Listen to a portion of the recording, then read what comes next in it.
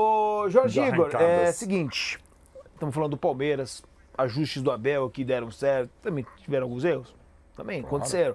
Mas assim, muito se fala que o Palmeiras também só chegou porque o Botafogo que começou a fazer atrocidades no campeonato. Esfareou. E aí, em cima disso, a gente vem nessa pergunta, que é uma parada que eu falo já há um tempinho. A gente discorda muito a disso gente aí. discorda muito disso aí.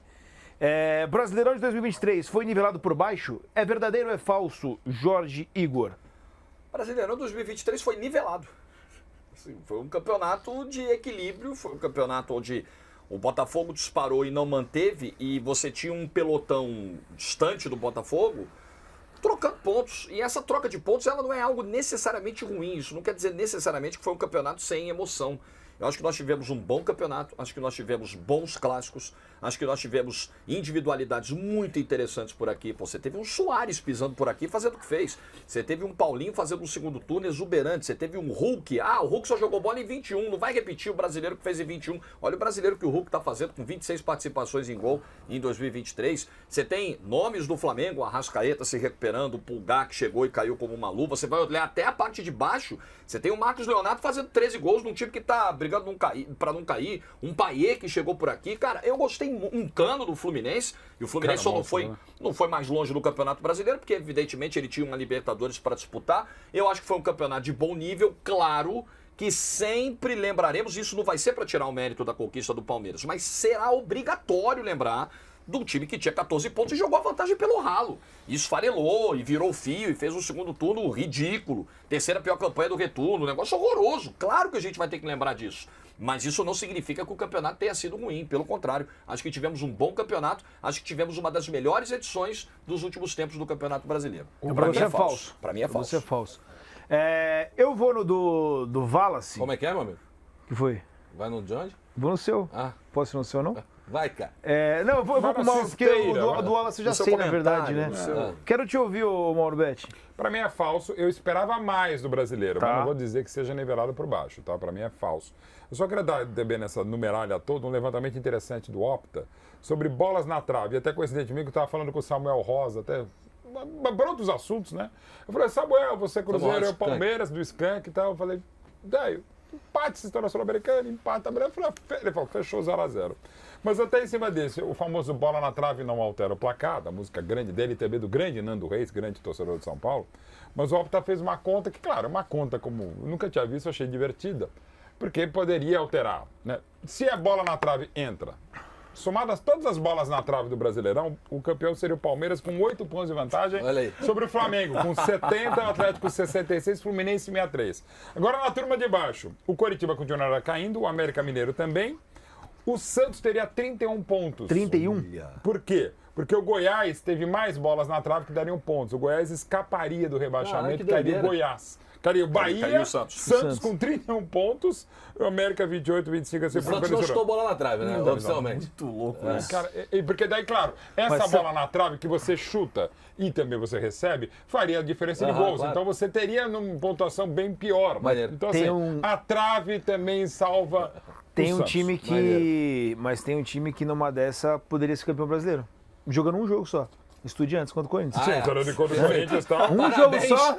Estudiantes de La Plata, campeão brasileiro 2023. Maior pontuação, né? Loucura, Mas, ô Lapins, bom, a gente já conversou isso aqui em algum momento. Eu acho uma afirmação muito falsa, não acho só falsa, acho ela muito falsa. Muito falsa. Porque vamos olhar para a parte de baixo da tabela. Vamos legal. Porque eu acho que ela ajuda a gente a dizer se ela foi ou não nivelada por baixo. O América Mineiro tem alguns jogadores que fizeram um bom campeonato brasileiro que Teve boas partidas, farão América parte Mineiro, de né? outros clubes de Série A no ano que vem. A gente pode citar o Mastriani, o Mastriani, Manuel com certeza. Martins e alguns outros jogadores.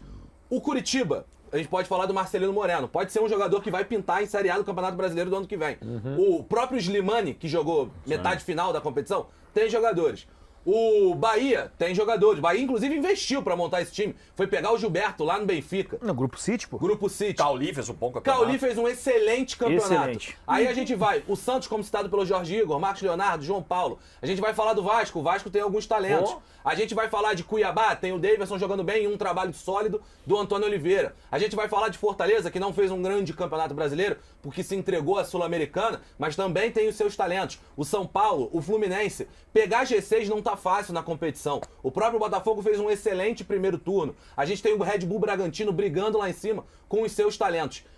Na boa, o Campeonato Brasileiro como um todo teve excelentes jogos. Teve um 5x3 Bahia e Goiás.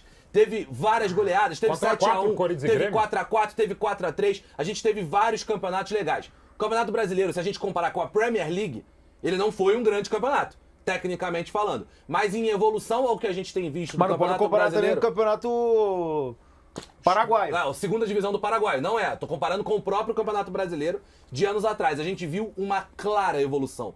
Times com conceito, times até de baixo de tabela, com bons trabalhos estruturados e que eu acho que, na boa, esse Campeonato Brasileiro não foi nivelado por baixo. Fica essa visão pelo Botafogo do segundo turno. Mas esse campeonato foi um bom Campeonato Brasileiro. Então, eu coloco que é verdadeiro, né? A gente já teve essa discussão, porque quando a gente coloca essa frase, Brasileirão de 2023 foi nivelado por baixo, a gente pega o geral, beleza? E aí faz uma média. Eu acho que é muito diferente o primeiro turno daquilo que aconteceu no segundo turno. Sem dúvida. Tem muita oscilação de muitas equipes. Então, por isso que para mim é um campeonato nivelado por baixo. Né? Não é porque, e aqui eu não estou querendo ser oportunista nem nada, mas quando o Botafogo estava lá na ponta da tabela, que eu falava, ó, eu não confio nesse Botafogo, esse Botafogo ainda ele vai derrapar, e aí todo mundo, pô, tá com 20 jogos aí, você tá falando isso. É porque eu sentia que os outros times não estavam entregando. A partir do momento que um Palmeiras entrega o seu natural, o Flamengo entrega o seu natural, o Galo, tá todo mundo elogiando o Galo. Nossa, mas como tá jogando? Não. O Galo, era aquilo que a gente esperava, era isso aí que o Galo tá fazendo. Verdade. Pelos jogadores que tem. Então, por isso eu coloco como verdadeiro. Eu acho que... do amigo num ponto. Que eu acho que você olha pra dizer que é verdadeiro, você olha pra Palmeiras, Flamengo e Galo.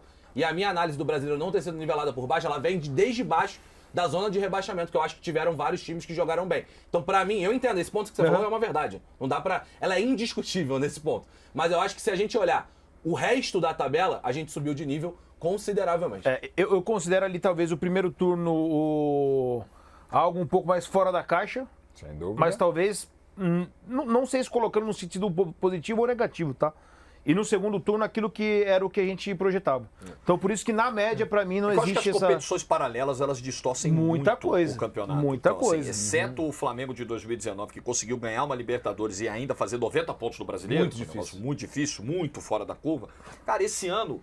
Fluminense em algum Santos momento... foi um mega vice. O Santos tem uma votação quase espetacular no seu Palmeiras. Mesma pontuação do Palmeiras. Se você for olhar, cara, esse ano você teve Fluminense, que tinha que se entregar mesmo à final da Libertadores. Você teve o Palmeiras, né, que foi até a semifinal e isso prejudicou um pouco a caminhada do brasileiro. São Paulo com os mata-matas, com Copa do Brasil, com o Sul-Americana. Fortaleza, que jogou a Libertadores dele hoje, que é a Sul-Americana. Ele ainda não conseguiu dar esse salto, mas a Sul-Americana seria muito importante. E aí você vai jogando pontos fora. O Flamengo, que não demitiu o Sampaoli antes, porque ele tinha uma final de Copa do Brasil, porque se o Tite chegasse um mês antes, o Flamengo poderia ter sido campeão brasileiro. O Flamengo poderia ter dado a volta olímpica no domingo. Sim. Mas ele precisou segurar o Sampaoli, por quê? Porque ele tinha uma Copa do Brasil para tentar ganhar e tinha uma competição paralela.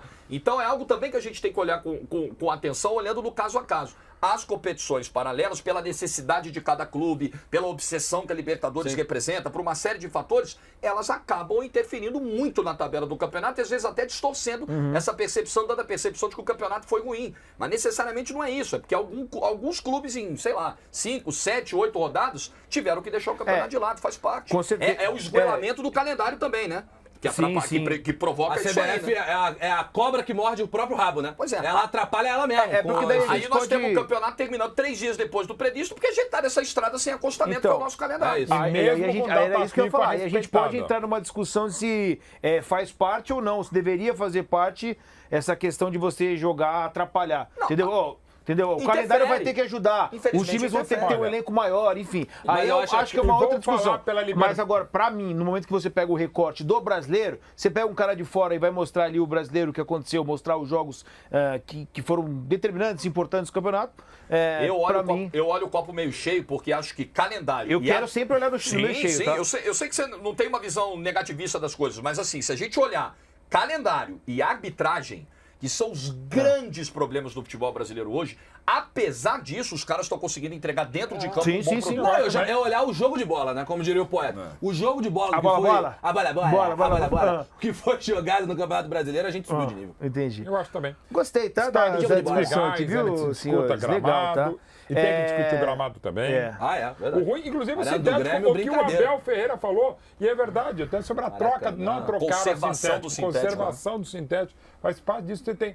E mais, e aí eu quero dizer, digo em meu nome, claro, a empresa também, a gente que faz o corre que a gente faz no Paulistão, que é legal também, mas o próprio Paulistão que a gente transmite para mostrar a nossa isenção e independência aqui dentro, o Paulistão precisa ser... Eu sou inclusive, apaixonado pelo Paulistão, pelos estaduais também. Eu não quero que eles acabem. E para eles não acabarem, eles precisam ser repensados. Sim. Não dá para ocupar 19 datas como eles ocupam. Embaixo.